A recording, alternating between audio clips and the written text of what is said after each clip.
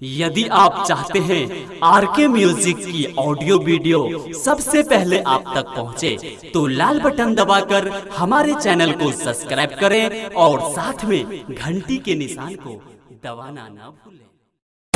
Presented by R K music. हम चंदन समस्त मिथिलावासी के प्रणाम करै छी। 5 अगस्त के सब गोटे दिल्ली आबू अपन हक के लेल, अपन अधिकार के लेल, अपन मिथिला के लेल। जय मिथिला, जय MSU।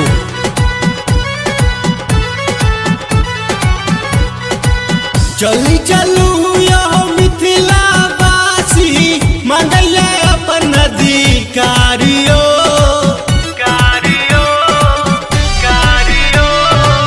चले चलू यहो मिथिलावासी, मांगले अपन अधिकारियो।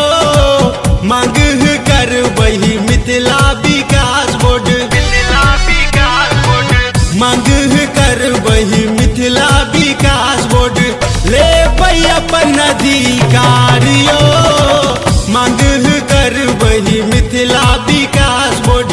ले वही अपन अधिकारियो, मांग कर वही मिथिला विकास बोर्ड।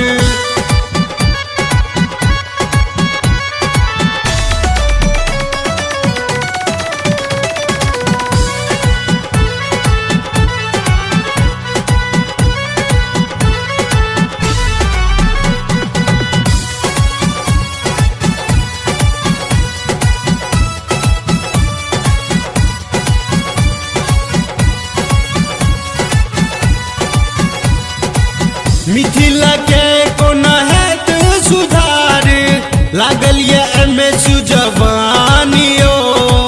जखन खुलते ही पेपर मिलता, भेटते सबके रोजगारियो।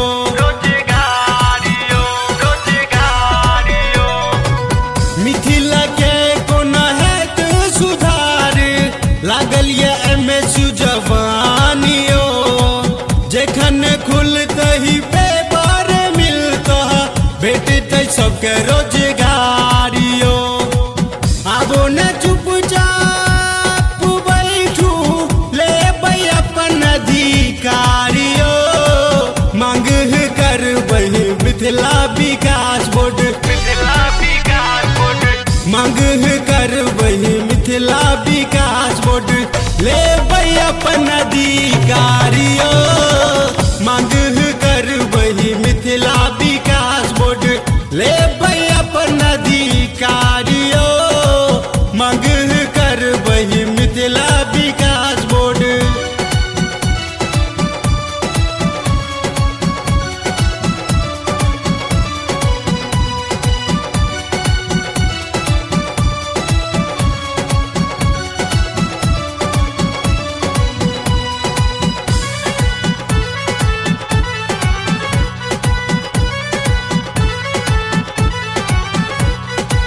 महिला सुरक्षा के ले लो रब, सेंटर यूनिवर्सिटी के मांग करबियो।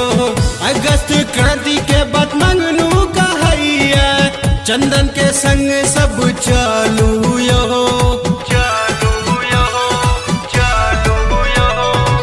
महिला सुरक्षा के ले लो रब, सेंटर यूनिवर्सिटी के मांग करबियो।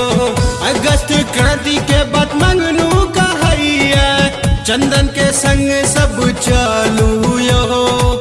चले चलू यो मिथिलावासी, मांगले अपन अधिकारियो।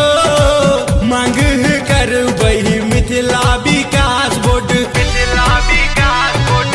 मांग कर वही मिथिला विकास बोर्ड। ले अपन अधिकारियो, मांग कर वही मिथिला विकास बोर्ड। ले अपन अधिकारियो, मांग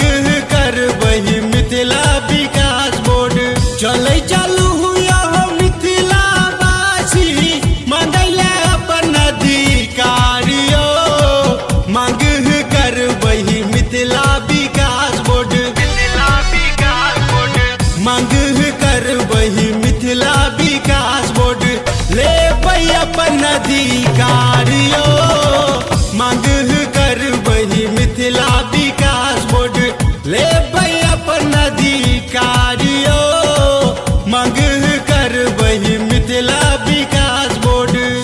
हमारे YouTube चैनल RK म्यूजिक को लाल बटन दबा के सब्सक्राइब कीजिए और घंटा के निशान पे दबाइए ताकि हमारे बनाए हुए सभी ऑडियो और वीडियो आप तक तुरंत पहुंचे बिल्कुल।